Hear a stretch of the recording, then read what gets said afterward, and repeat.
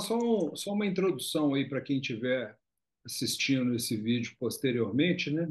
Nosso tema de hoje é a gente conversar um pouco sobre rações para os químbios e um tema que foi debatido nos últimos dias foram as rações que têm teor alto de farelo de soja e foi levantado um material que depois vai estar aqui, o link desse material vai estar descrito, vai estar aqui na descrição desse vídeo, onde esse material mostra um pouco sobre efeitos negativos da fonte de proteína do farelo de soja como fonte única, mostra algumas questões em relação a lesões de epitélio intestinal e alguns distúrbios que podem ser causados por isso aí. Então, o Ângelo fez um levantamento bibliográfico, vai ter link aqui também na descrição sobre esse material, e esse aí que é o nosso tema de hoje. Eu acho que a gente podia, já que você perguntou, começar por onde? Começar pelo começo, né? Colocar o PPT do Ângelo, que ele teve o trabalho, né? Agradeço muito ele ter o trabalho de compilar diversos trabalhos de diversos autores e a gente ir pontuando as situações de acordo com o que está sendo colocado. Essa é uma possibilidade. Existem outras, né? Nós poderíamos também começar com a questão da anatomia dos peixes e a fisiologia, de acordo com a anatomia. Mas isso pode ser intercalado ao longo da discussão do PPT que ele fez, que já teve todo o trabalho, que acho que vai ser interessante. Para Esse, mim, sabe, o importante é que tem bastante coisa para a gente conversar hoje. Excelente. Eu, inclusive, já estou com o PPT aberto. Se alguém tem alguma sugestão diferente aí, gente? Senão eu já compartilho o PPT aqui para a gente ir a partir dele. Um resumo aí sobre farelo de soja e fatores antinutricionais. Esse aqui é o link do capítulo do livro, que vai estar aqui na descrição do vídeo. Resumo, introdução, contexto. Farelo de soja é uma alternativa comum à farinha de peixe em rações aquáticas, devido ao seu alto teor de proteína e perfil favorável de aminoácidos. Apesar dos benefícios nutricionais, a soja pode ter impactos negativos na saúde intestinal dos peixes, como enterite induzida por refeição de farelo de soja, alterações na imunidade associada ao intestino e na microbiota intestinal. Efeitos da inclusão de refeição de soja em rações para peixes. Enterite induzida, farelo de soja, né? A inclusão dele pode causar inflamação intestinal, afetando a absorção de nutrientes e a saúde geral dos peixes. Morfologia intestinal. Alterações morfológicas, como redução da altura das vilosidades e aumento da inflamação, são observadas com altos níveis de inclusão, o farelo de soja lá processado, né? Absorção e digestão. A inclusão desse farelo de soja pode afetar negativamente a secreção de enzimas digestivas e a absorção de nutrientes. Aí eu já quero acrescentar um detalhe. Na realidade, a maioria dos vegetais, ao longo do processo evolutivo, desenvolveram mecanismos esses que muitas vezes são síntese de substâncias para se protegerem da herbivoria, do ataque dos consumidores de vegetais. Então, eles criam compostos, sintetizam compostos que exercem alguma ação negativa em cima do organismo que vai consumir esses vegetais, para que eles possam sobreviver. Então, no caso aí do farelo de soja, que é um dos vegetais, né, tem diversos vegetais com esse tipo de situação, ele também, né, a soja também tem fatores que podem interferir no processo fisiológico de digestão e absorção de quem a consome. Impactos morfofisiológicos da soja no intestino dos peixes. Alterações morfológicas. Altas inclusões de farelo de soja podem levar a mudanças significativas na morfologia intestinal, como redução da integridade da mucosa e inflamação celular. Digestão. O farelo de soja afeta a secreção de enzimas digestivas, que pode reduzir a eficiência da digestão. Imunidade. O farelo de soja influencia vários aspectos da imunidade intestinal, incluindo a modulação de citocinas e atividade de células imunológicas. Resposta inflamatória. A inclusão do farelo de soja pode levar a um aumento nos níveis de citocinas pró-inflamatórias e a uma diminuição das citocinas anti-inflamatórias. Microbiota. A inclusão de farelo de soja pode alterar a composição do microbiota intestinal, afetando a saúde e a imunidade dos peixes. Diversidade da microbiota. Estudos indicam que o farelo de soja modula a microbiota intestinal, potencialmente levando a um aumento na susceptibilidade à inflamação e a doenças. Bom, então, as implicações, né? Embora o farelo de soja ele seja uma alternativa econômica ao farelo de peixe, sua inclusão em altos níveis pode prejudicar a saúde intestinal dos peixes. E as pesquisas futuras que eles apresentaram é que são necessárias mais pesquisas para compreender melhor os efeitos do farelo de soja na saúde intestinal dos peixes e para desenvolver estratégias para mitigar os seus impactos negativos. Uma coisa que eu estava reparando nesses estudos, né, que esses que eu separei são alguns que eu achei mais relevantes, né, mas eu acabei lendo um tanto. Qual que é a questão? Todos são peixes de corte, né? A gente vai falar agora no que eu peguei no artigo sobre os fatores, que a gente vai entrar nos fatores antinutricionais em si. Porque qual que é a relação que eu estava refletindo esses dias? O peixe de corte ele tem um ciclo de vida muito curto. Ele geralmente ele não chega nem, por exemplo, na idade adulta, ele chega na idade de corte, que é naquela fase que para de crescer, então geralmente não é nem na fase adulta. Então tem muito trabalho com esturjão, tem muito trabalho com vários peixes de corte lápia que a gente conhece. E a gente não sabe quais são esses efeitos de longo prazo da introdução desses alimentos com com presença de fatores antinutricionais o efeito crônico disso. Acho que eu até comento no artigo lá para frente, no slide que eu coloco que eu não sabia se eu ia vir, né, para deixar a pergunta no ar. Eu descobri isso estudando ração de cachorro, desses fatores antinutricionais, que é a mesma coisa para peixe, que é a mesma coisa para gente, então não é uma coisa muito limitada de se procurar. E fiquei pensando muito nisso, assim, será que no longo prazo isso não pode ser mais prejudicial do que só crescimento por um período de 3 meses, de 6 meses, que é os que os estudos analisam? Alguns não chegam nem a isso, alguns estudos são 30 dias, 60 dias. E é ver o quanto isso é viável, né? Porque a única função desses farelos é baixar o preço, é substituir a farinha de peixe. A única função é substituir a farinha de peixe, que é mais cara, igual a gente estava comentando lá no grupo, por um material mais barato e que não tenha tanto problema. Porque, por exemplo, você pega todos os ensaios com farinha de soja, nenhum é melhor que com farinha de peixe. A mesma coisa com, por exemplo, que está entrando na moda aí da farinha de inseto, né? Que está entrando bastante no mercado aí. Todos os ensaios de crescimento são sempre piores que farinha de peixe no curto prazo. E qual seria o efeito disso no longo prazo? Igual a gente teve os casos aí, um monte de mortalidade de peixe adulto que estava aparentemente saudável. Qual será a influência desse tipo de alimentação no longo prazo? Eu vou lá, assim, eu não vou tratar, no caso, da farinha de soja, mas da farinha de peixe. Porque eu já tenho um certo tempo que eu cheguei à seguinte conclusão, né? Para você produzir um organismo, né, e que aquele organismo adquira todos os aminoácidos essenciais para aquela espécie, vamos dizer assim, você tem que suprir com o essencial que ele necessita. Então, o que é preciso para fazer um peixe? Outro peixe. Então, tem a ver a questão da farinha de peixe, que é, no caso, para criar peixe, já tem um certo tempo que eu produzo uma certa farinha, né? E eu sempre utilizo sardinha. Sardinha, esses peixes que costumam ter bastante, né? Como é? Ômega 3, certo? Então o processo é bem simples. Eu pego ali 1 quilo de sardinha, vamos exemplificar, né? Você dá uma fervida nela, depois espreme para tirar o máximo de líquido que tu consegue. E eu, particularmente, prefiro secar ao sol, né? Fica uma secagem mais natural. E depois você adiciona de volta o óleo, né? Que você vai espremer, vai sair a água. Eu não cozinho com muita água, pouca água.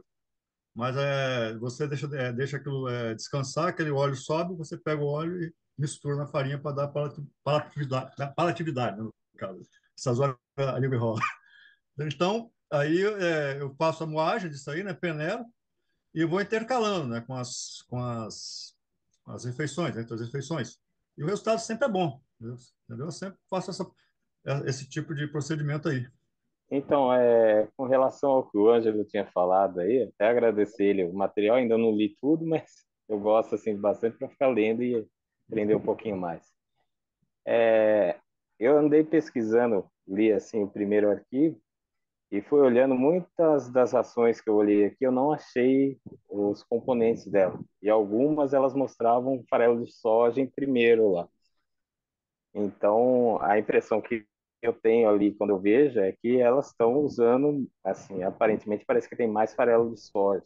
E uma das coisas que ele falou agora que eu também fiquei na dúvida é isso.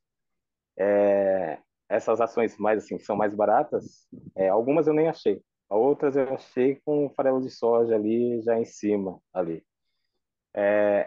Isso aí é que nem ele falou, eles mostram muito para tilápia, que nem eles falam ração de tilápia, de outros peixes assim. Às vezes a gente está usando para os nossos peixes assim ornamentais e, como eu falei, eu tenho peixe aqui que tem 7 anos comigo aqui, 8 anos. Agora eu não sei o quanto lendo depois desses artigos, eu não sei o tempo também que isso aí pode também influenciar. E muitas vezes as ações ali você não tem, eles não te especificam os componentes certos ali.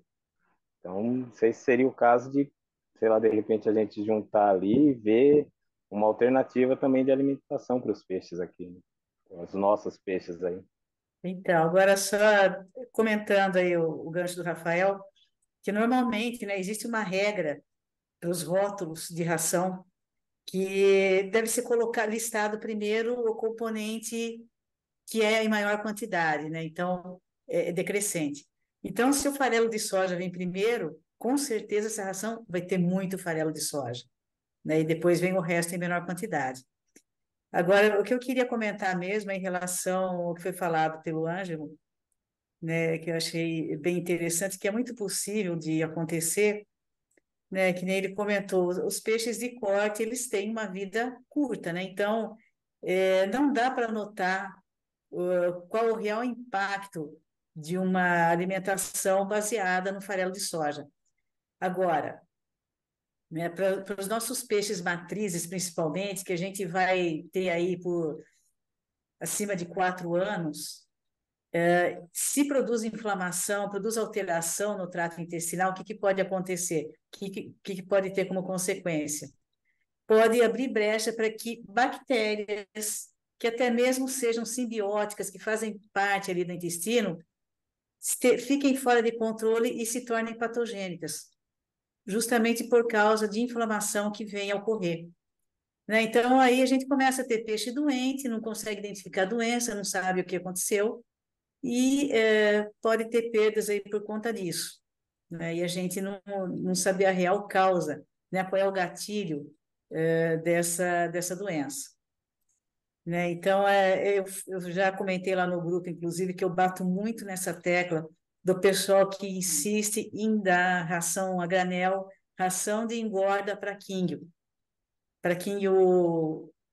matriz, para quinho que tem a intenção de ser criado por longos anos. Não é bom porque tem muita gordura, né? Tem alta taxa de gordura, e tem esse lance daí também, né, de outros componentes que a longo prazo a gente sabe que não é muito bom. Então, para esses eu recomendo realmente uma ração de melhor qualidade, né, com componentes aí mais refinados, entre aspas, né? Então, fica aí a minha reflexão. É só um complemento. É que com 1 quilo de sardinha eu faço 200 gramas de pó, só para complementar de farinha.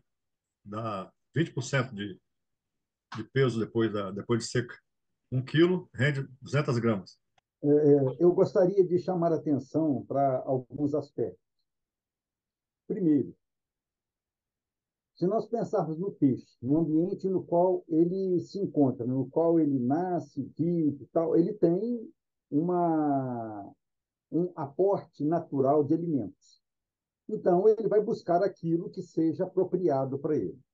Quando nós colocamos os peixes em cativeiro, nós temos a responsabilidade de fornecer para ele aquilo que é necessário. E esse é um dos motivos da nossa discussão. Paralelamente, não querendo demonizar a soja, né? Porque tem uma série de contradições. Eu gostaria de voltar lá no início, que iniciou todo esse processo de discussão. Se nós lermos com atenção aquele capítulo de livro, a gente vai constatar que a maioria das pesquisas feitas são voltadas para peixes carnívoros. E peixe carnívoro tem uma anatomia e uma fisiologia própria, diferente de peixe onívoro e de peixe vegetariano. Tá certo? Então, o peixe carnívoro tem um tubo digestivo curto e um peixe vegetariano, um tubo digestivo longo, e o onívoro intermediário. Consequentemente, a população celular nesse tubo digestivo é variável. E aí, antes de iniciar essa situação aí do tubo digestivo, dessas variações de acordo com o hábito alimentar do peixe, é interessante chamar a atenção que é sabido, tem uma série de estudos sobre isso, que quando as larvinhas eclodem, inicialmente a boca do peixe ainda não abriu, porque o peixe está se alimentando das reservas do saco vitelino. Só após a reabsorção do saco vitelino é que a boca vai abrir e ele vai começar a ter uma alimentação externa, né, exógena. Mas o tubo digestivo está imaturo e ele ainda não tem a capacidade de fazer digestão. Então, os organismos que ele come, que geralmente são os organismos vivos, algas, rotíferos, microcrustáceos, tal, esses organismos, ao serem abocanhados pelas larvinhas de peixe, serem triturados, as enzimas desses organismos é que vão fazer o início do processo digestivo, porque o peixe ainda não tem essas enzimas. E, consequentemente, essas enzimas vão promover uma maturação do tubo digestivo. Só a partir daí é que os peixes vão iniciar um processo de autodigestão, que até então a digestão é feita pelos organismos exógenos que o peixe quebrou ao comer.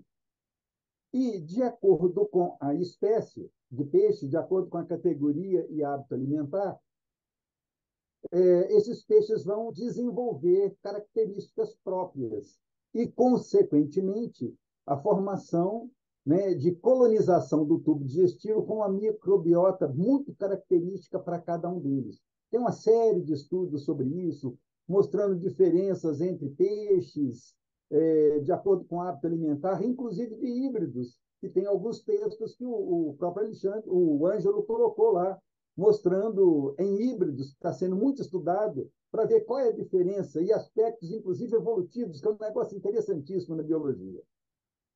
Então, nós temos, de cara, uma situação tão complexa que a gente vai ter que engatinhar e ir muito passo a passo para a gente conseguir chegar a alguma conclusão. Então, inicialmente, de acordo com o hábito alimentar, com a escolha que o peixe tem determinado geneticamente pelo seu patrimônio, né, que vai direcioná-lo a um determinado hábito alimentar, isso vai direcionar também a colonização do tubo digestivo e a microbiota no intestino desse peixe. Observem que isso tem sido estudado mais recentemente, inclusive em humanos, qual é o papel da microbiota que tem no tubo digestivo nos aspectos fisiológicos, imunológicos, saúde, doença, para humanos. E nos peixes não é diferente, e eles estão aí há muito mais tempo do que nós, né? Então, tem um conjunto de fatores muito amplos, e acho que nós precisamos caminhar com muita calma. Como dizia o Juvenal Antena, muita calma nessa hora, minha gente. Não sei se quem lembra disso, que eu estou velho, né? Eu lembro dessa frase lá do passado. Então, é importante a gente fazer uma reflexão sobre isso. E voltando no artigo do Denis, naquele momento que o Denis colocou lá o capítulo do livro, que começou aquela discussão toda, o Mário pinçou um pedacinho lá dos ciprinídeos, mostrando que nos ciprinídeos, especificamente no quínguio, que é um dos peixes citados, ou o gênero Carassius, não foi encontrado problemas tão acentuados quanto em peixes carnívoros. Por quê? Porque o quínguio é um peixe de hábito onívoro, ou seja, ele come vegetais. Óbvio que isso daí é só um aspecto, né? Faz parte da dieta do quínguio alimentos vegetais. Agora, quais vegetais? Óbvio que quínguio não come soja na natureza, né? Não tem soja disponível na natureza. Ele vai comer determinadas plantas aquáticas, algas e por aí, mas ele tem um comportamento de ingestão de parte da dieta de origem vegetal. Tanto é que caracteriza seu tubo digestivo mais longo, com um processo de digestão mais lenta, de absorção e, consequentemente, uma microbiota que trabalha nisso. E eu gostaria de fazer um paralelo que eu acho muito interessante. Quando a gente pensa em organismos de sangue quente, né, terrestres, como os ruminantes, tudo aquilo que eles comem, né, não vai diretamente para a sua constituição. Aquilo vai lá para o sistema que ele tem diferenciado de digestão, né, no rumen do bicho, e quem vai fazer a digestão de tudo aquilo que ele ingere são o quê? Micro-organismos, protozoários, bactérias e variados, que, por sua vez, vão fazer essa quebra toda daquilo que foi ingerido pelo animal, e esses organismos depois vão morrendo e sendo transportados para o estômago verdadeiro, e eles são a fonte de proteína para esse organismo. Então, observe que aquilo que o bovino come, o ruminante come, ele não usa diretamente. É usado para que ele crie, né, mantenha na sua cultura de micro-organismos, né, a proliferação desses organismos que serão a fonte alimentar dele depois. Eu estou simplificando uma série de coisas. Qualquer coisa, Mário, me acorrege, me corrige, não, me acorrege. O Mário é veterinário e sabe muito bem disso. Consequentemente, de acordo com aquilo que o animal ingere, ele vai ter uma oscilação na população desses micro-organismos, que são direcionados pelo aporte de nutrientes, pelo aquilo que foi consumido. Igual as formigas cortadeiras, elas não comem aquilo, elas levam para cultivar fungo, dos quais elas se alimentam. Correto? Isso acho que todo mundo tem noção dessa realidade. Então, consequentemente, a introdução da soja na alimentação de peixe, que não é o alimento natural deles, tem consequências, porque, como nós já conversamos antes, o Ângelo chamou a atenção disso, está lá no PPT, os fatores que interferem no processo digestivo e, consequentemente, de absorção, e levando, inclusive, a processos de inflamação do tubo digestivo, né? Em carnívoros, isso é nítido. De acordo com a proporção que você vai colocando de soja, leva a um processo de inflamação intestinal, uma enterite, e que tem uma série de comprometimentos, inclusive imunológicos. Mas, lá no capítulo, né, que o Denis colocou, eu volto a chamar a atenção, porque o Mário marcou lá e frisou, e isso não é característico nos ciprinídeos. Óbvio que vai depender da concentração do aporte dessa proteína de soja, o percentual dela na ração. Então, um ponto de partida para quem está muito preocupado com isso, se tiver um mínimo de espaço, né, faz um cultivo de laminácea, que tem um teor de proteína acima de 40%, dependendo do cultivo, pigmentos, vitaminas, e que você pode usar água residuária de químico para produzir essas lamináceas, e que é um excelente complemento para os químicos. Quando a gente coloca lamináceas para aqueles peixes que já estão habituados a comer laminácea e ração, eles vão primeiro na laminácea para depois ir na ração. Óbvio, dependendo da ração, o grau de palatabilidade da ração. Então, para quem está preocupado com isso, faz o cultivo de lamináceas, principalmente a Wolfia, que é menorzinha, e aquilo desenvolve maravilhosamente bem, reproduz demais da conta, e você vai ter um aporte de elementos nutricionais excelentes, que faz parte do repertório, né, alimentar do peixe, que é natural, é aquilo que ele tem, já está habituado, com resultado excelente, inclusive com economia de ração. Ok? Só para a gente poder dar uma pontuada nisso que você acabou de explanar, ou seja, você está concluindo aí na sua fala talvez a principal das alternativas é aumentar um pouco a variabilidade de alimentos e não preocupar com um ingrediente específico como foco, mas preocupar com a dieta que engloba tudo que o animal está comendo, tudo que o peixe está comendo, né? Sim, buscar aproximar aquilo que é o natural, né? E, inclusive, a questão de custo.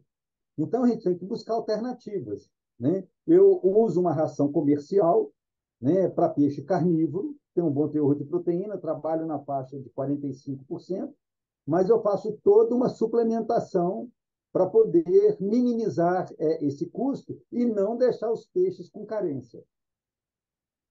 Mas o que eu ia concluir era com aquela postagem que o Ederson trouxe para a gente lá, que ele encontrou um grupo de alevinos num tanque de 5.000 litros com água verde, água-pé, sem aeração, sem sistema de filtragem, e os peixes estavam 3 vezes maiores do que os peixes que ele está cuidando ali numa limpeza do aquário, com sistema de filtragem, com a alimentação de qualidade melhor. O que eu estou querendo concluir com a minha fala é o seguinte: é que sabemos muito pouco. É só para complementar o que o Mauro fez, assim, porque quando o Denis lançou aquilo, né, tem essa questão mesmo da soja como prejudicial, não só da soja, como de vários outros grãos em várias alimentações.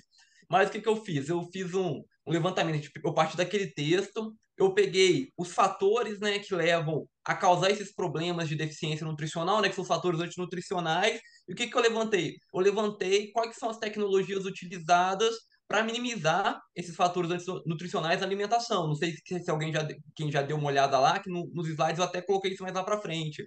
E os estudos de caso, tem até um que entra muito interessante disso, que eles usaram náuplico de Artemia, eles botaram farelo de soja para o náuplico de Artemia comer para alimentar o peixe. E o resultado foi muito diferente daquele que não passou, que a Artemia não comeu, que a Artemia comeu espirulina. O que comeu a Artemia com soja teve um aproveitamento muito melhor da soja por causa disso do que o Mauro falou. Então, assim, não é que a soja seja ruim, ela é uma alternativa e existem formas de melhorar o aproveitamento dela. Nunca vai ser uma farinha de peixe, mas existem formas de tentar melhorar isso no uso da alimentação. Exatamente isso. Eu tenho, assim, produzido as lemináceas aqui e é bem o que o professor falou. É muito mais barato, muito mais nutritivo e, se for o caso, põe ração para as lêminas, não para os peixes. Eu tenho usado muito mais patê, vamos dizer, 40% mais ou menos do que os meus peixes comem é patê, uns 15 a 20% é ração e o resto dos 40% é alimento tipo plantas variadas que tem aqui na minha horta, ora pronobis,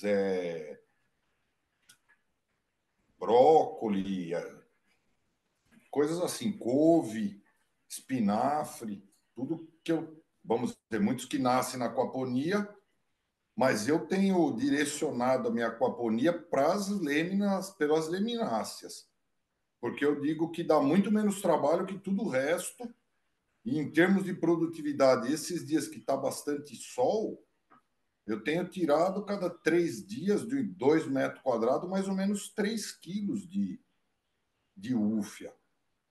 E tem um pouco de lêmina, mas as úfias estão ganhando muito. 3 quilos dá para pôr em todos os tanques meus aqui e dura mais que 3 dias.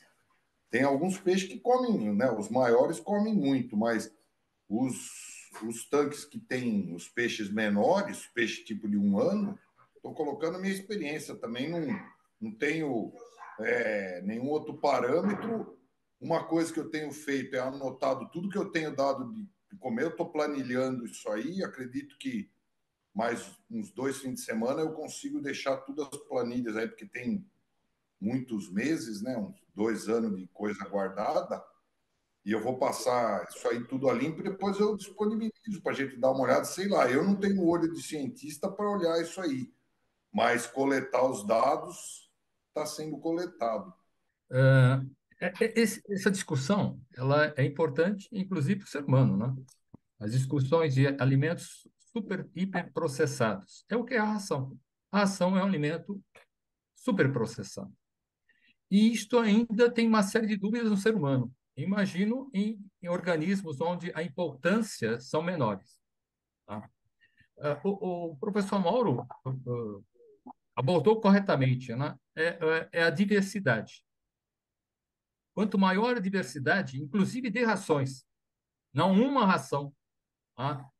É a possibilidade da gente tentar não prejudicar o animal. Tá? E eu acho extremamente interessante, eu acho que as experiências, eu me interessei muito pelo trabalho do Marco Rocha. Isso.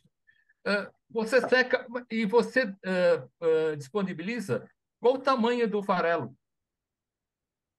Eu tinha algumas dúvidas.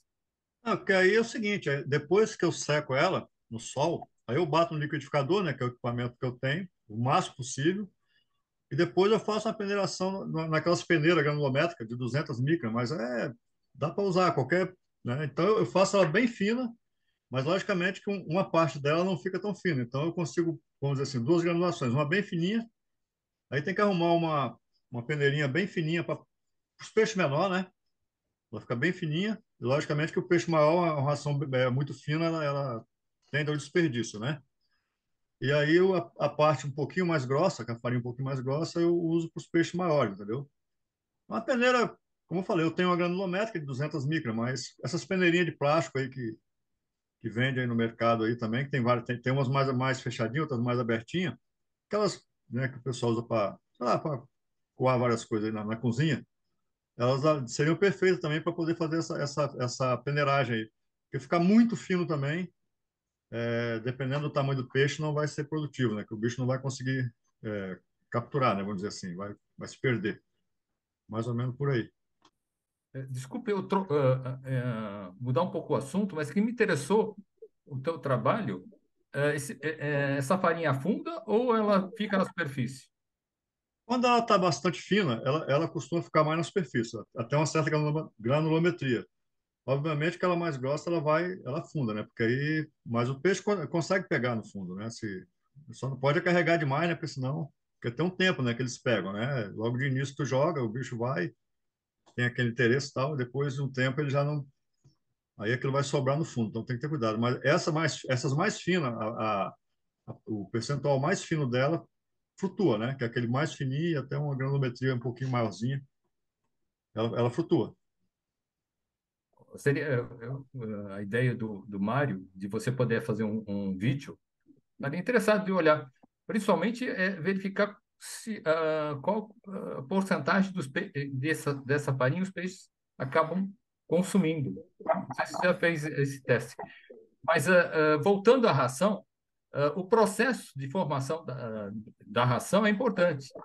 Extrusado, liofilizado. O que a gente observa é que alimento liofilizado há uma conservação maior das vitaminas, maior das condições do alimento, mas o custo é maior. Tá? Então, é muito interessante, mas eu acredito que a diversidade da alimentação a grande saída.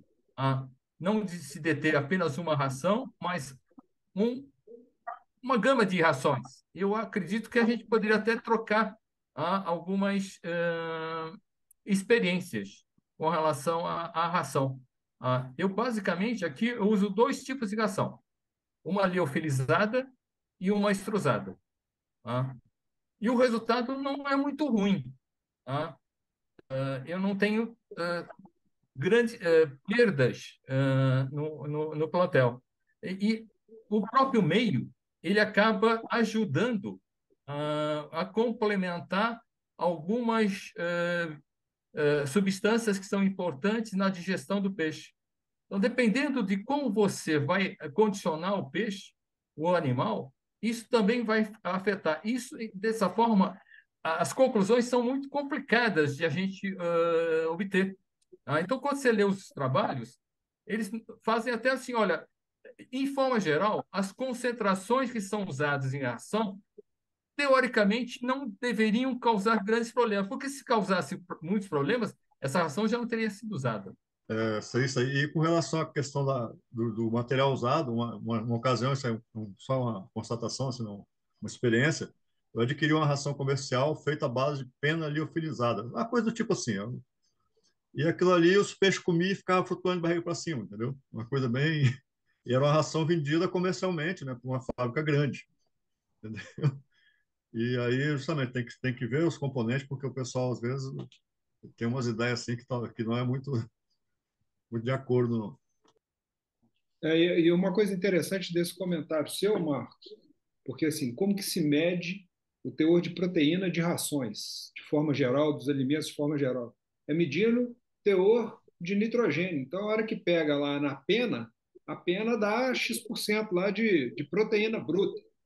Só que a digestibilidade disso é muito baixa. Então, são essas questões que vão mudando um pouco o resultado que é obtido, né? Mas eu ia fazer um comentário aquela hora, era em cima da fala do José Teixeira, concordando com ele nessa questão de, da diversidade de interações, não só de fontes de alimento, mas na montagem do sistema como um todo, porque a fala do Zé Teixeira ela liga diretamente ao caso lá trazido pelo Ederson. Em tese, era para aqueles peixes do Ederson terem morrido ou então terem ficado subdesenvolvidos. E aí vem e tem um efeito completamente contrário. Então, essa questão, a hora que a gente olha para as interações do sistema e balancear o sistema, as coisas são muito mais complexas e eu não tenho a menor dúvida que a gente é bombardeado pelo marketing nas nossas cabeças, e a gente vê isso em diversos exemplos. Olha, se você fizer isso aqui, o peixe vai morrer e a água vai detonar. E aí você fala assim, não, mas não aconteceu isso aqui. E eu fiz exatamente isso. Então, assim, as interações são alvo ainda de investigação, e eu acho que uma coisa importante desse bate-papo todo nosso aqui é justamente a gente não sair daqui, não é como uma receita de bolo, mas cada um tendo ciência dessas,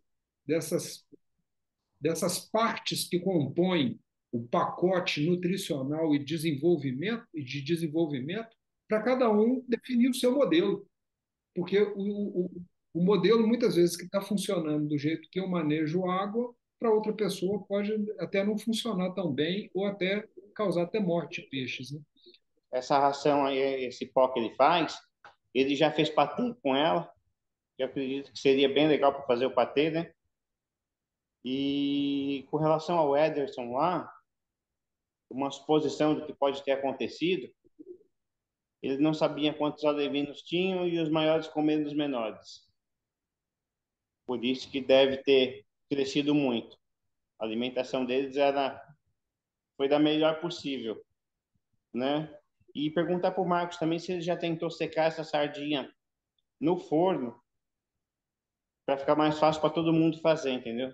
Bom, com relação à questão do uso da farinha, eu assim, faço a opção sempre para usar ela pura, né? Que aí eu dou aquela refeição 1 ou 2 vezes por dia, vamos dizer, né?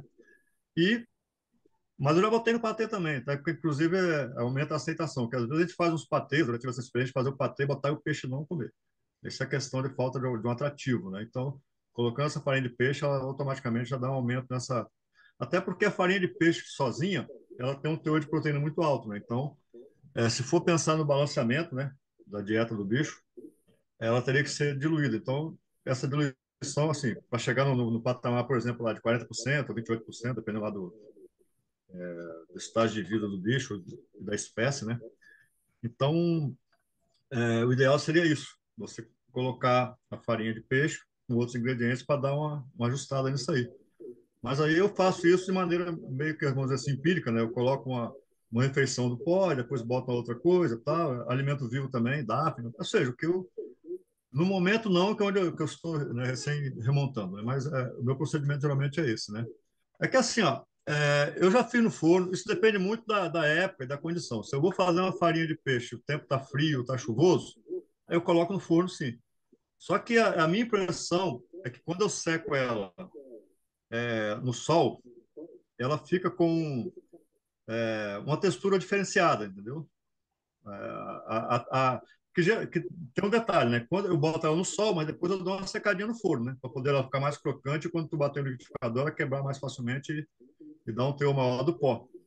Mas pegando ela ainda úmida e botando no forno, eu percebo uma textura diferenciada, sabe? Uma textura um pouco mais pesada, vamos dizer assim. Entendeu? Então eu prefiro secar ao sol, mas eu já fiz várias vezes também no forno, né? E funciona bem, só que eu acredito que no forno talvez tenha uma perda maior é, a quebra da proteína, no caso, né? A perda de teor de proteína devido ao calor, né? Só lendo essa mensagem do Ângelo aqui, em relação ao comentário do Ederson, também pode ter a questão de o ambiente gerar o alimento. Tanque grande, pouco peixe com larva de mosquito, bloodworms e tudo mais, sem falar que a alga é muito nutritiva.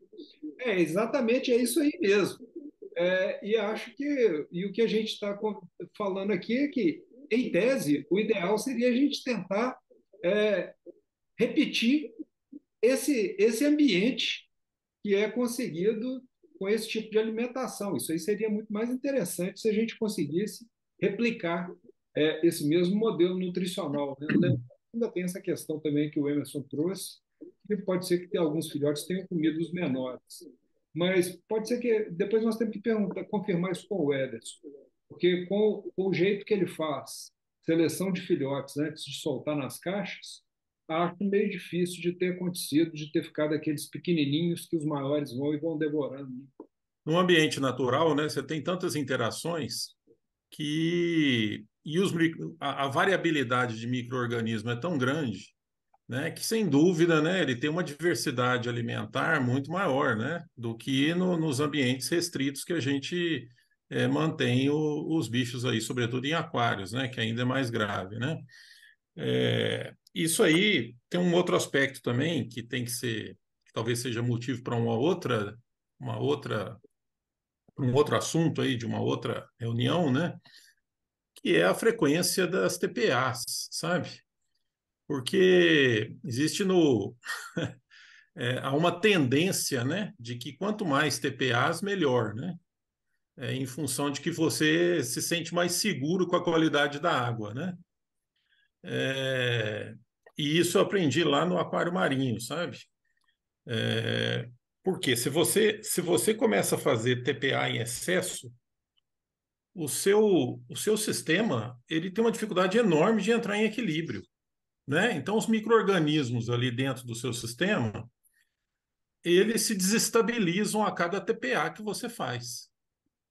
E é um novo consumo, vamos dizer assim, de energia, né, para que aquele sistema volte a estar numa condição adequada, né?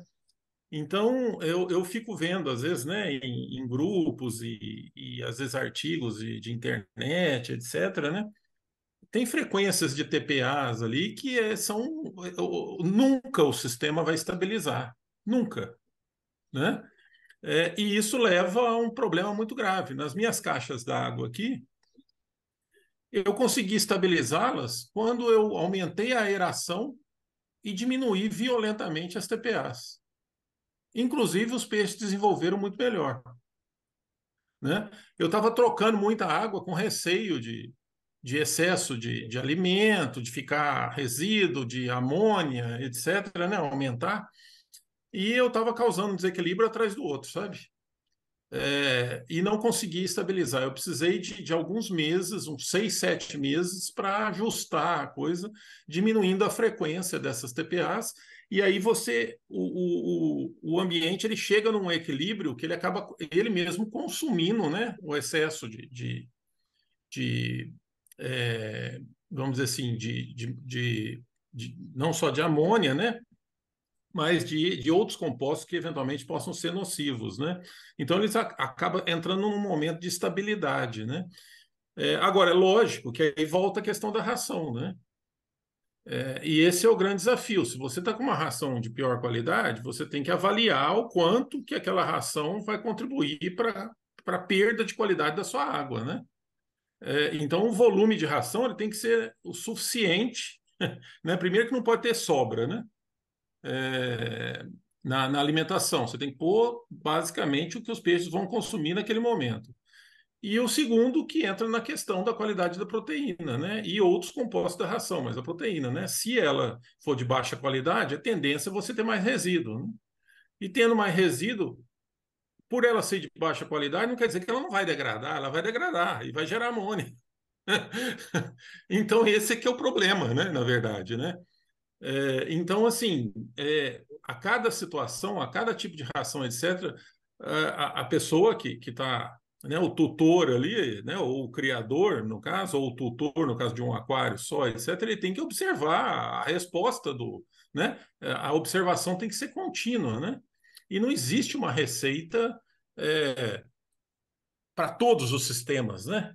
Você pode ter 2 aquários iguais em casas diferentes, que eles vão ter com os mesmos, com a mesma biota, pode estar certo que a resposta de um e de outro vai ser diferente ali, né? Então, eu acho que a questão da TPA influencia nessa microbiota, né? Que vai fazer até que os peixes cresçam mais em algumas situações, né? Porque o conjunto de micro-organismos vai influenciar nessa questão da facilidade de assimilar determinados componentes, né? A partir da água, né? Se for um ambiente natural, se for como os tanques que o pessoal cria, né? Você tem toda uma interação com sedimento, com, com materiais biológicos do entorno, etc., né? Muito legal você ter feito esse comentário, viu, Hermínio, com relação à observação e a tempo de maturação do sistema, porque muitas vezes as pessoas estão tão preocupadas em usar a ração A ou B ou C, e sem saber se a quantidade de ração que está sendo colocada, que está sendo fornecida, está adequada.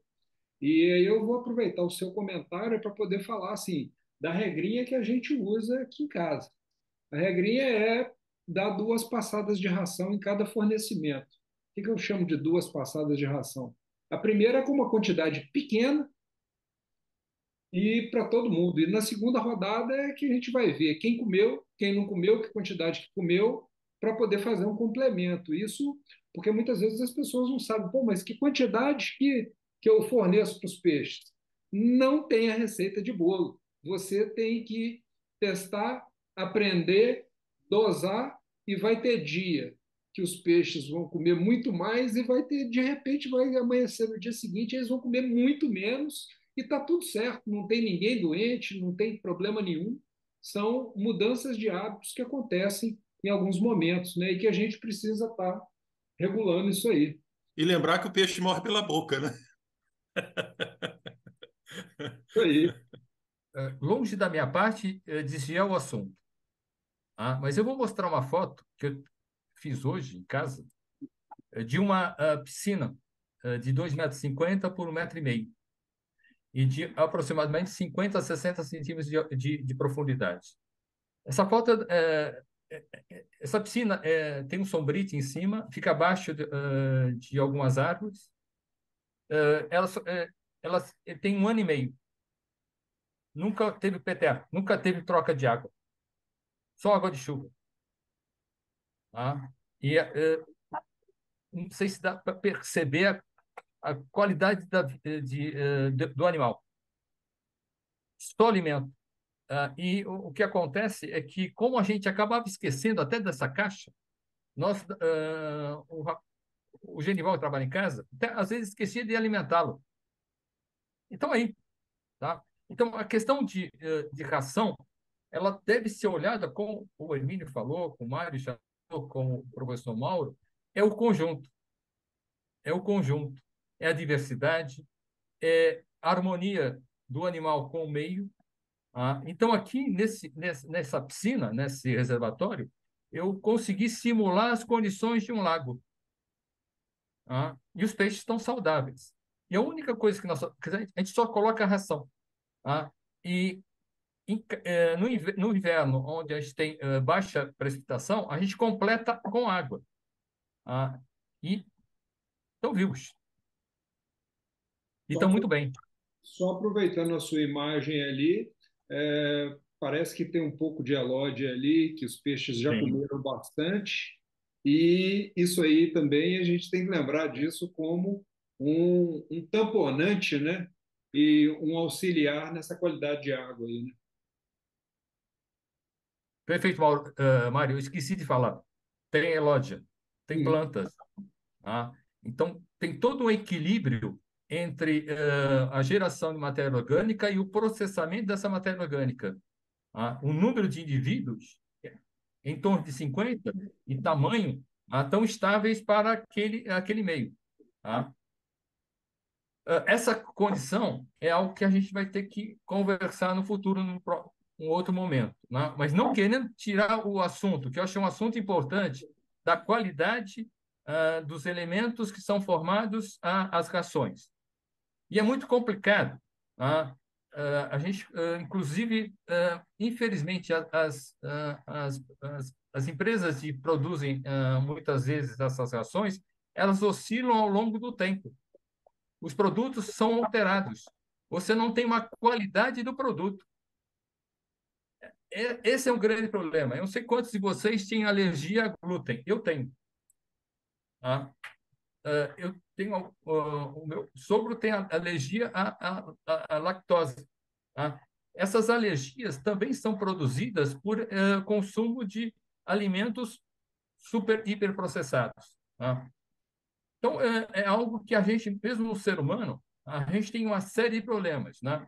Eu não sei se vocês gostam de fazer um churrasco de final de semana. Tem uma série de problemas sérios no churrasco. A posição do carvão em relação à altura da carne, a ventilação, tudo isso pode produzir, em determinadas condições, aumento de fenóis. E aí são prejudiciais à saúde. O que eu acho interessante é, no final, eu acho que eu propor uma nova discussão, é como a experiência de cada um. O Marcos traz a farinha, um colega traz o patê, é entender um pouco melhor o que cada um faz e poder adaptar à minha condição. O Marcos falou sobre o farelo de peixe que ele faz, eu acho interessante.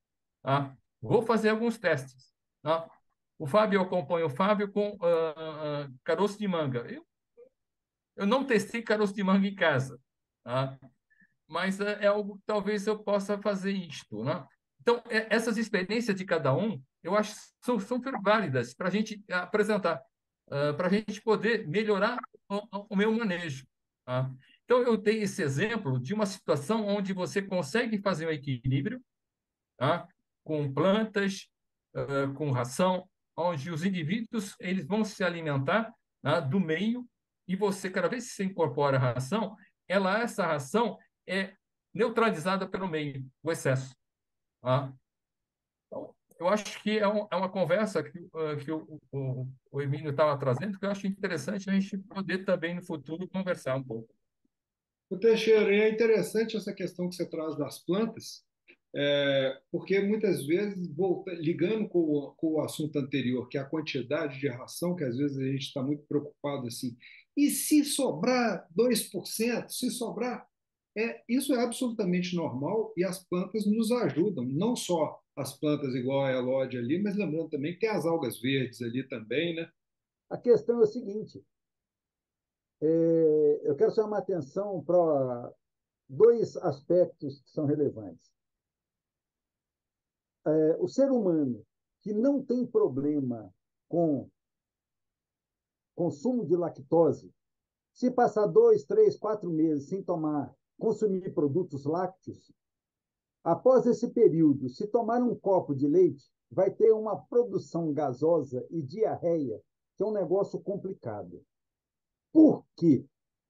A ausência do substrato, a lactose, no tubo digestivo, deixa de estimular as células intestinais para produzir lactase, que vai quebrar a lactose e não deixá-la livre para ser fermentada pelos micro-organismos.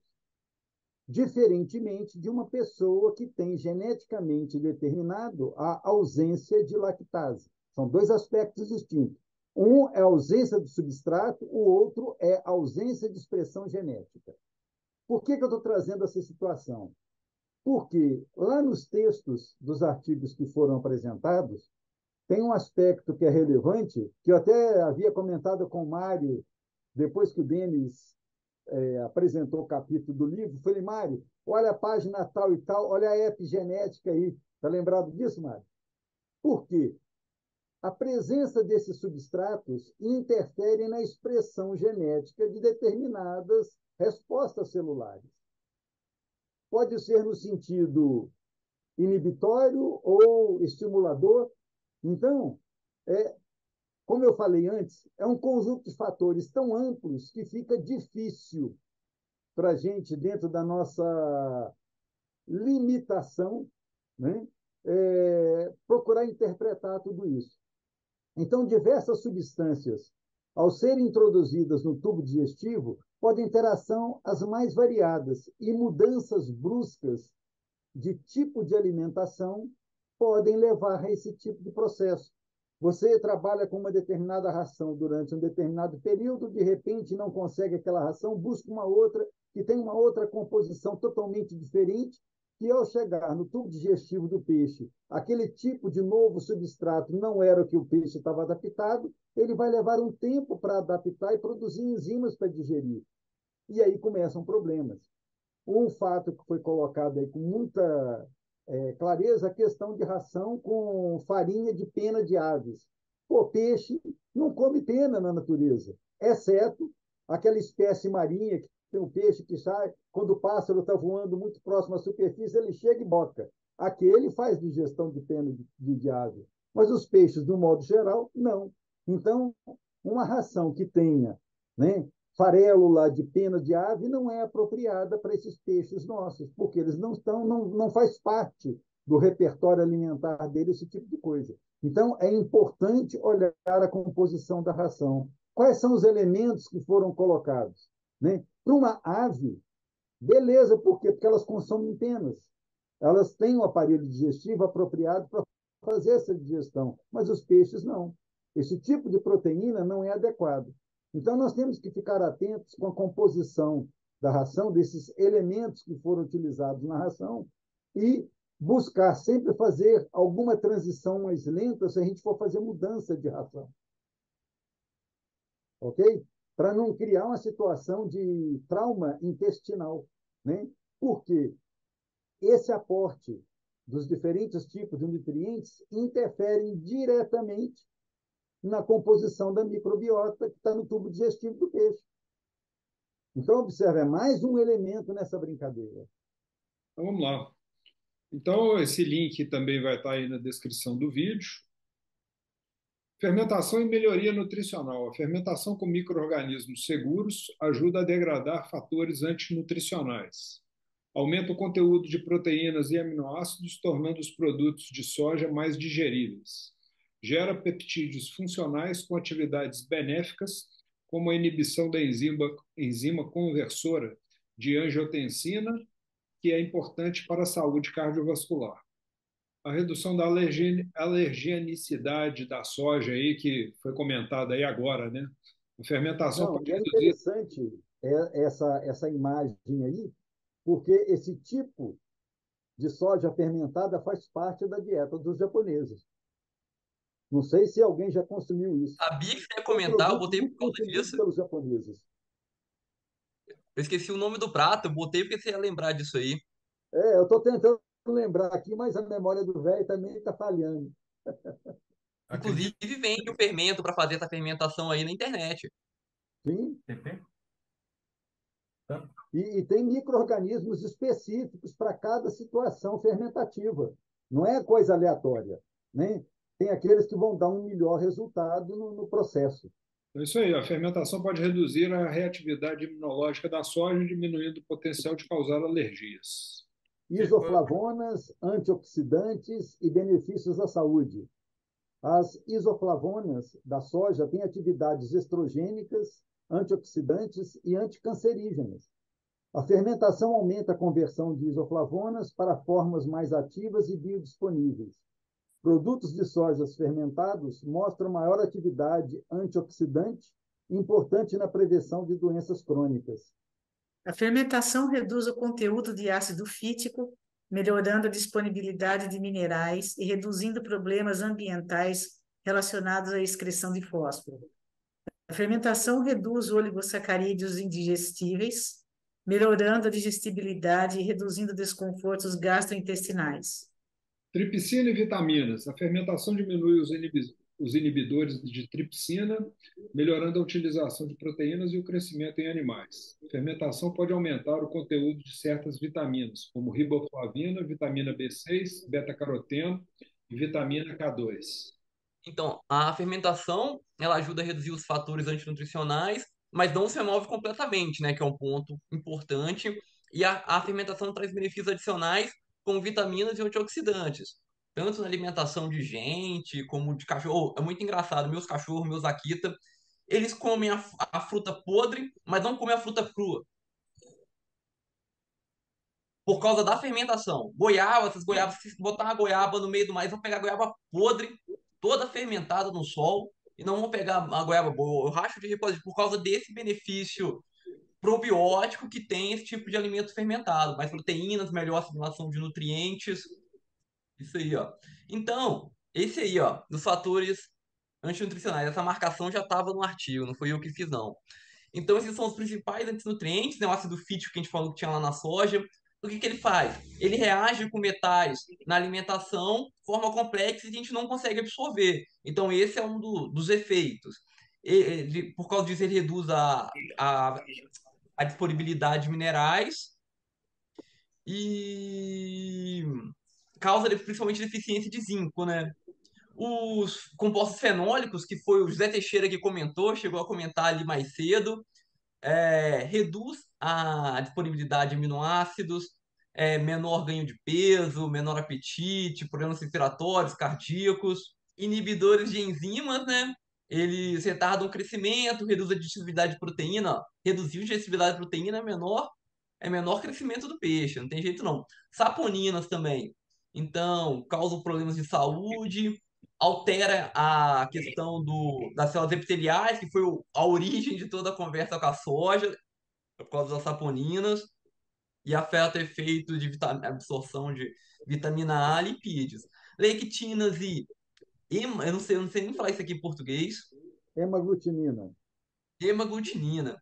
Então, reduz o crescimento, hipertrofia, hiperplasia do pâncreas, isso aí é sério, e reduz a nutrição de nutrientes. Então, esses antinutrientes são muito presentes nos grãos. Muito, muito, muito, muito. Então, existem uma série de processos físicos e químicos e biológicos na fermentação para diminuir a presença desses fatores nutrientes e a gente conseguir manter uma nutrição animal, a nossa nutrição, em uma qualidade melhor. O Ângelo, essas lectinas e hemaglutininas são muito comuns nos feijões. No feijão? É, nos feijões Por do isso, modo geral, nas leguminosas, né? Nas dicotiledôneas, os grãos dicotilédones, né? Por isso eles precisam tratamento para evitar esse tipo de problema. interessante mesmo. Ô, Ângelo, são esses dois aí agora, né? Não, isso aí, por exemplo, aí vocês pode olhar depois o que eles fazem. Eles pegam esses fatores inibidores, os efeitos negativos que falam, a tolerância, né, que eu achei muito interessante quando você quantifica o quanto que você pode colocar, né? É muito interessante que varia de espécie para espécie, por exemplo, o inibidores de protease, né? A carpa ela tolera muito mais do que os salmões e que a tilápia. Uhum. Então, aí tem várias espécies, eu achei muito interessante colocar isso. E esse aqui ele resume quais são as técnicas que você pode fazer para minimizar, por exemplo, aquecimento no vapor, cozinhar, fermentação, germinação. Achei germinação muito interessante. É um processo. Tem muita semente que a gente não come, mas come o broto dela, né? Então, era isso, assim, são ou alternativas para diminuir o custo de produção, não vão ser melhores que a farinha de peixe. Eu nunca tinha pensado em fazer a farinha de peixe até o momento, até o Marcos falar, vou fazer aqui, que eu já fiz, eu até comentei, eu já fiz de ovo, né? Eu já fiz farinha de ovo, mas de peixe eu nunca fiz. Para me secar, que é muito mais fácil ficar na estufa. Eu ponho na estufa, controlo a temperatura, eu seco rapidinho. Então, eu achei muito interessante, eu vou tentar fazer a farinha de peixe para tentar botar no patê aqui. Embora o meu patê eu uso mais fígado do que peixe, vou tentar botar esse patê em pó aí para ver. Eu queria reforçar o que você falou, que você chamou a atenção para a questão das carpas. Observa, a carpa é um ciprínido, como é o king, né? Então, tem um tubo digestivo adaptado para consumo vegetal também. Então, A são tilápia menos ali, suscetíveis do que os peixes carnívoros, que não têm composição enzimática para fazer digestão disso. Que volto a chamar a atenção lá no capítulo do livro, que nos ciprinídeos não foi encontrada aquela problemática toda, né? Que é o caso dos nossos quingos. Com relação ao uso de ervilha, porque se ela faz tão bem assim, que quase todo mundo usa no patê, por que não existe ração à base de ervilha? Ou isso aí seria uma ficção, esse negócio dos benefícios da ervilha? A gente usa até para tratamento de bexiga. Tem ração, sim, que tem composição na ervilha, quer dizer, tem ervilha na composição, desculpa. Deveria ser mais barata do que a de peixe, né? Eu nunca vi, para te falar a verdade. Então, eu não sei se ainda continua, para falar a verdade, porque essa é uma informação que eu já tive há anos. Agora, Rosana, a gente podia aproveitar esse ponto da conversa, não quer dizer, não só você, mas todo mundo aí que acessa aí as bases de pesquisa, para ver se a gente encontra algum trabalho que ancore essa alternativa, porque a gente sempre ouve falar desses negócios, mas assim, eu mesmo já procurei alguma coisa, algum trabalho que foi feito e não encontrei nada ainda. Você tem conhecimento de algum trabalho nesse sentido? Então, Mário, trabalho assim, oficial mesmo, não tenho, também estou procurando, porque o que a gente, assim, o que a gente ouve propaganda por aí é que a ervilha funcionaria como um tampão, né, para não deixar entupir aquele canal pneumático, né? Uhum. Então, ela evitaria esse problema e, lógico, né, a ligaçãozinha lá do canal pneumático, então, evitaria, entre aspas, o problema de vesícula gasosa. Mas, assim, algumas pessoas relatam que realmente teve melhora, que diminuiu a ocorrência do problema, mas eu não achei ainda um artigo que fizesse ali categórico. Não, foi observado que realmente, entendeu? Isso eu ainda não tenho. Eu também queria achar. Eu tenho uma suspeita nesse contexto. Eu acho que houve uma correlação de lentilha com ervilha, sendo que a lentilha era lentilha d'água e não a lentilha terrestre. Por quê? Na natureza, quingo não come nem ervilha e nem lentilha, Pois é, né? exceto a lentilha d'água. Então, eu acho que foi criado um marketing em cima disso que leva a esse tipo de raciocínio. Mas também, assim, é elucubração aqui do velho. Nunca encontrei nada, eu já procurei ver se achava algum artigo que demonstrasse isso e não achei. Eu coloco bastante no patê. Brócolis e ervilha é que eu mais uso. Mas pelo menos uma coisa você pode ficar tranquilo, Emerson, porque diz que dá sorte. Agora, deixa eu só, aproveitando essa conversa aí, já extrapolando para a vesícula gasosa, né? Porque esse lance da ervilha começou com essa história. tem um conhecido meu que ele cria os quinguios dele numa cimenteira, né, de 500 litros. Então, a coluna d'água é muito baixinha, acho que dá uns 25 centímetros. Os quinguios são enormes e nunca na vida dele teve problema de vesícula gasosa com os quinguios. Nunca.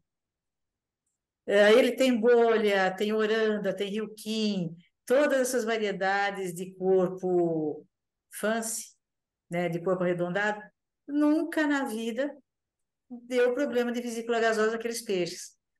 Então, eu imagino que existe também a questão da pressão, né, da coluna d'água em cima da morfologia da vesícula gasosa alterada nesse formato de corpo, né, ou espremida nesse formato de corpo, Uhum.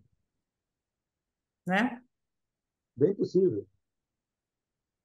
Então, assim, eu estou vendo que a coluna d'água mais baixa seria favorável, né, fazendo Se a parênteses. gente olhar os vídeos asiáticos, os tanques são todos rasinhos. Eu gostaria de voltar a sugerir, né? Hoje o Minoru não está aí para eu dizer que Sugiro não é nome de japonês, que eu fico zoando ele, né? Mas ele não está aí hoje, então eu gostaria de sugerir, para quem tiver espaço, né? Não precisa ter um espaço tão grande, pô, produz artêmia. Artêmia é um bicho extremamente resistente, cresce com facilidade, pode ser mantido só sendo alimentado com espirulina, e os peixes adoram e dão um resultado excelente. No grupo da Unáqua, o Lúcio Lemos, né, Mário? Ele tem periodicamente colocado uns videozinhos lá mostrando artêmia e tal. Pô, é um alimento excelente para os químicos. Então, vale a pena pegar uma caixinha ou duas com 40, 50, 80, 100 litros. Dá para produzir artêmia, dá pelo menos uma vez por semana para os peixes. Dá um resultado excelente. E é um bicho muito resistente, muito diferente dos outros anostracas de água doce, que são muito sensíveis, né? A artêmia não, a artêmia é de um ambiente mais inóspito e ela, se mantida numa concentração salina apropriada, ao invés dela produzir cistos, ela dá filhote direto. Então, você vai ter produção contínua. É só mais uma sugestão, além das lemináceas, das wolfias.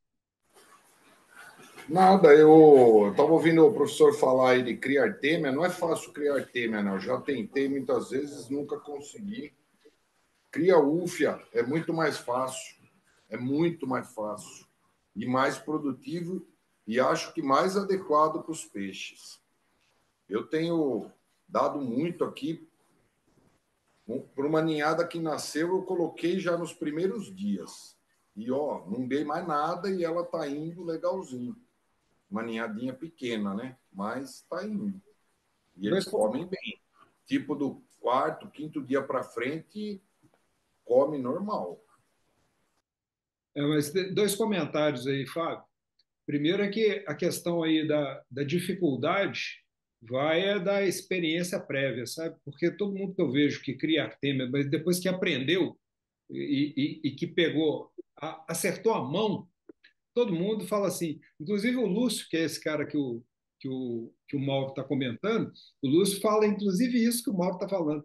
Não trata elas bem, não. Se você tratar elas bem, elas vão botar ovos. Você tem que maltratar elas para poder elas já parirem direto os filhotes. E o outro comentário para fazer é que nos estudos de desempenho, não tem alimento nenhum que bate na artêmia. Assim, todos tentam aproximar. Agora, bater, ainda não vi nenhum. Inclusive, os camarões, esses cistos que a gente compra, o mercado principal desse povo é para alimentar larva de camarão. Dois comentários. Um para Rosana. O Humberto, que passou uma parte significativa da vida dele no Japão, especializado em ranchu, e ele me lembra sempre que a altura máxima seria 50 centímetros. do Ranchu. Isso, criação no Japão. Tá? Em outro comentário, com relação ao professor falou sobre artêmia, eu só vou falar a minha experiência. Eu produzia muito braconeta. E o resultado, eu alimentei braconeta para a alimentação de acarabandeira. Não tive grande sucesso. O grupo que recebeu braconeta não teve diferença do grupo que não recebeu braconeta. Eu não consegui ver algum desempenho maior na reprodução, na qualidade de vida do animal. Tá? Então, braconeta, eu não produzia artêmia, tá? Mas braconeta eu não vi muito ganho. Tá? Só falando da minha experiência, que pode ser que uma experiência não foi muito bem sucedida. Mas, o José, as suas branconetas eram alimentadas como? Água verde, professor. Água que saía do quingue. Ok, ok. Eu só alimentava a partir adultas, né? Sim. Não, então, eu não percebi um ganho no desempenho do peixe, seja na reprodução, depende do indicador, seja de crescimento, com certeza ajuda, tá? Mas ele não é tão efetivo assim. Pode ser que a artêmia, eu não sei, eu não fiz nenhum teste com artêmia, mas a braconeta é água que saía dos tanques do King, água verde, e o desenvolvimento deles. Até eu tinha falado para vocês que sobre a questão de a produção associada, tá? Água do King, que era retirada, iria para produzir plantas e ia para produzir também braconeta. E eu acabei parando. Tá? Só alertar, isso é um experimento que não. Que pode ser que eu tenha, com certeza, cometi alguns erros, mas o resultado eu não vi significativo. Tá? Estudos de casos envolvendo soja e alimentação de peixes. Esse trabalho aqui é legal, hein? Um resumo aí. Substituição de 40% da proteína de peixe por soja fermentada tem melhores resultados em relação aos índices de antioxidantes. Quer comentar aí, Ângelo? Comento rapidinho. Então, esse foi um dos testes que eu peguei. Isso era da carpa prussiana, né? Um primo não tão distante do Kingo aí. Aí eu marquei algumas coisas que eu vi no artigo, né? Tem vários ingredientes conhecidos: farelo de arroz, farelo de algodão, farelo, a próprio farelo de soja, soja é soja fermentada, né? A farinha de peixe, uma quantidade muito pequena aí, e argila, farinha comum. Então, eles testaram o uso, né, da soja fermentada. Eles viram, né, até acho que não sei se esse aí tem um próximo slide que teve o melhor resultado esse aí, nos índices de antioxidantes, né? Então aqui estão as quantidades de sojas, né, com 0, com 20, com 40, com 60 e com 80% de substituição pela soja. E teve uma grande diferença, foi muito significativa em relação ao índice de oxidantes nessa de 40. Nível de antioxidante reduz doenças do organismo direto, diminui câncer, diminui infecção, melhora o sistema imunológico. Então, colocar o alimento fermentado, né, a soja fermentada nesse caso, pode ter uma vantagem muito grande que você não vai ter com o alimento seco, com o alimento liofilizado até que vai, mas embora seja mais caro, né?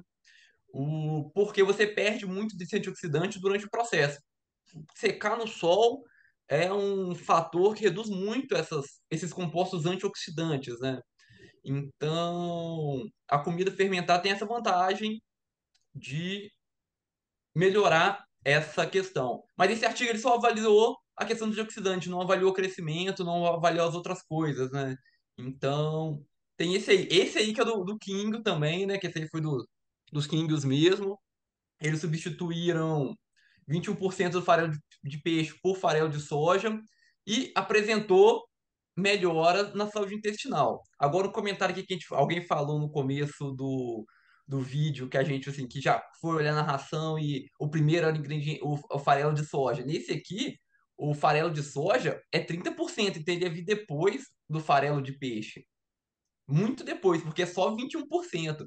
Se você botar o maior, você já tem uma diferença aí na questão Então, ele fez aqui. Então, eles testaram aqui com 7, 14, 21 e 28% de soja. Com 28% de soja, substituiu com bons resultados, com aquela questão da microbiota, que a gente estava falando mais cedo, né, que altera a microbiota. Então, alterou com 28 já não teve bons resultados.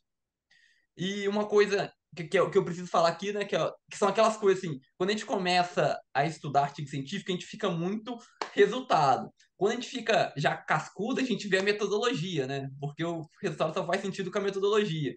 Nesse ponto aqui, eles usaram o sistema de bioflocos, né? Que é um sistema muito interessante, difícil de usar, porque justamente a gente fala essa questão da alga verde, gerar nutrientes no próprio sistema, o bioflocos gera muito questão de nutrientes. E algas e bactérias do sistema de bioflocos são muito ricas em proteínas e óleos essenciais, óleos graxos essenciais, né? Então, isso pode dar uma influência que pode dar uma certa enganada aí. Era isso, aí foi a questão do crescimento, o WG, o ganho de peso, o SR, a conversão alimentar aparente. Então, o 21 teve o melhor resultado, assim, em questão de substituição. Não foi melhor que a farinha de peixe, ó. Nenhum foi melhor em Uhum. questão de ganho, de peso, de conversão alimentar. Até coloca assim, conversão alimentar, né? Quanto maior o fator da conversão alimentar aqui, maior é a quantidade de ração que você usa, né? Então, a farinha de peixe foi imbatível e os outros foram uma taxa aceitável aí de resultado.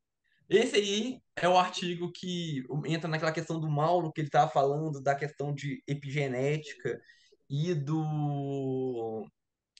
da maturação, da iniciação do peixe com um certo tipo de alimento, né? E aí que eles fizeram? Eles pegaram as artêmias, cultivaram ela com espirulina e cultivaram ela com. Até botei essa foto por causa disso. Eles cultivaram o artêmia normal, né? O nauple de artêmia. O nauple de artêmia com espirulina, que tá até um pouquinho verdinho na figura B, e a com a soja amarela, figura C. O que aconteceu?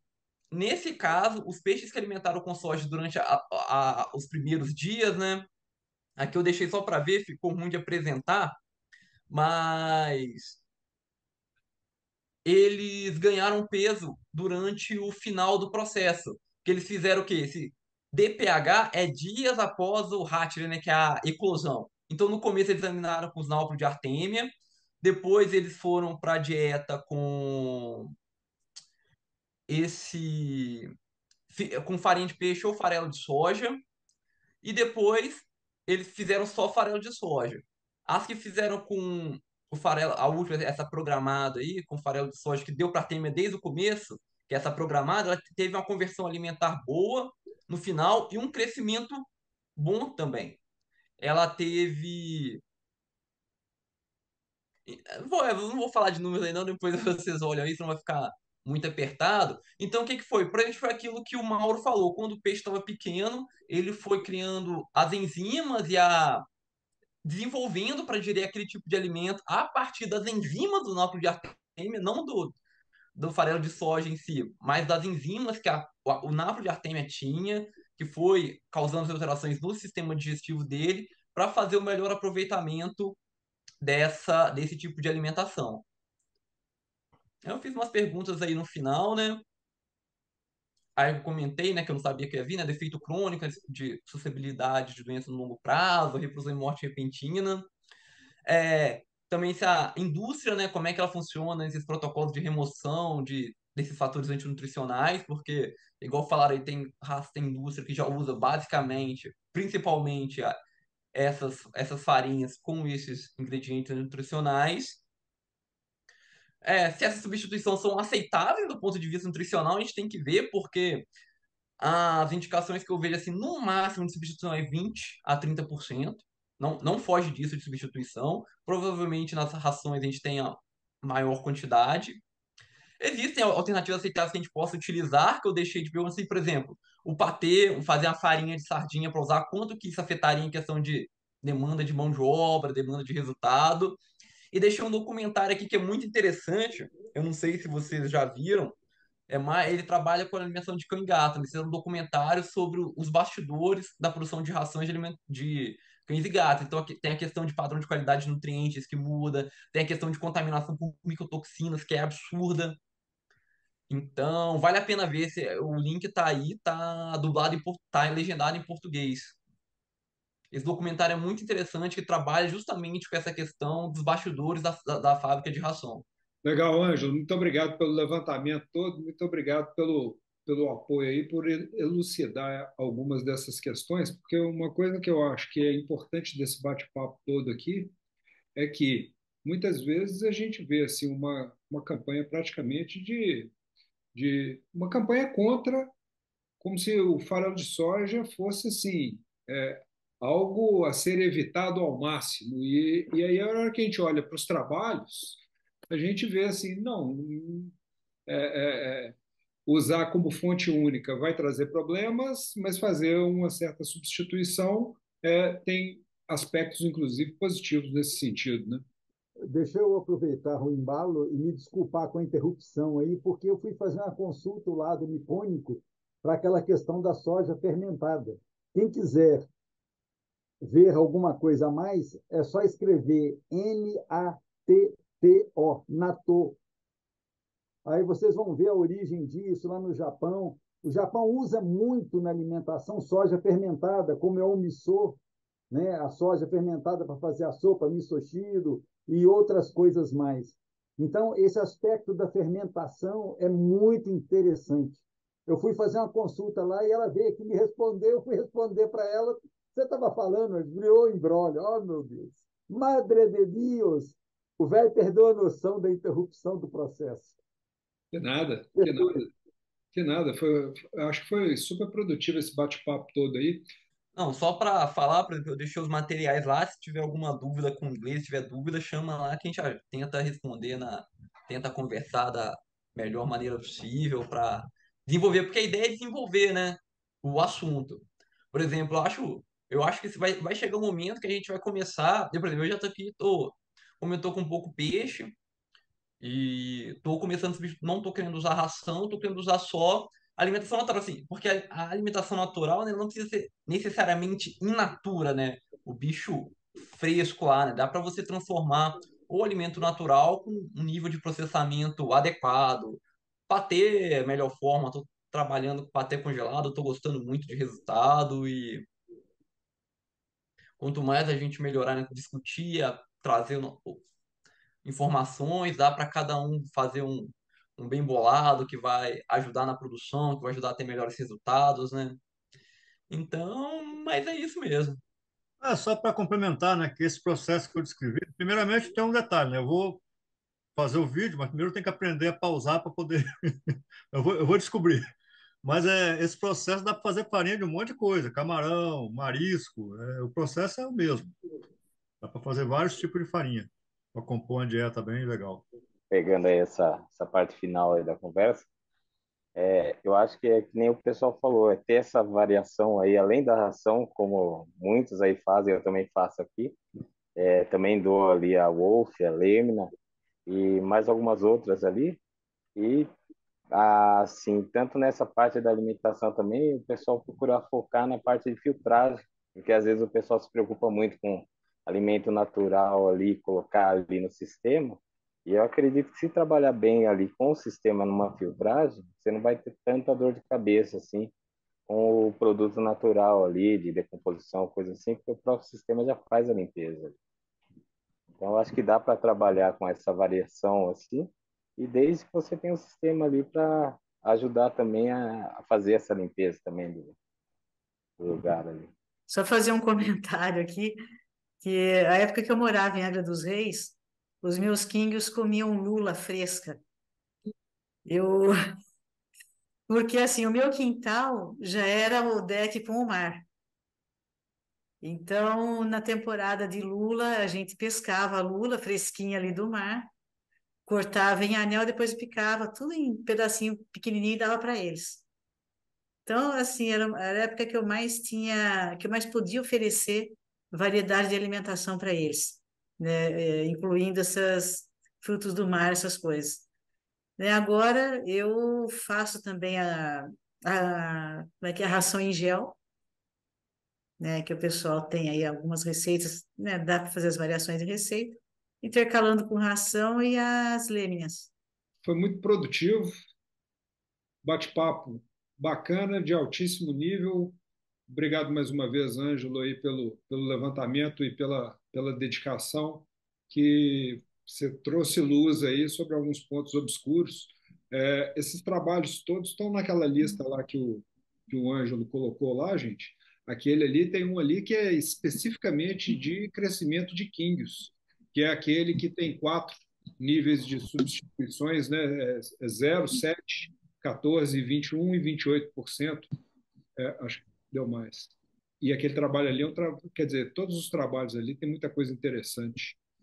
E foi legal ter essa possibilidade aí da gente conversar em cima de números, em cima do que a pesquisa traz luz, né? Desculpa aí, Ângelo, pode fechar aí.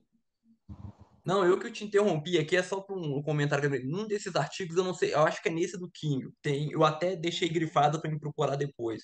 Tem um estudo de o cara levantou qual é a base nutricional do King, que eu não tive tempo de ver depois da reunião aqui, eu vou ver agora. Ele levantou qual que era a base nutricional do King. Ele menciona isso, né, no artigo.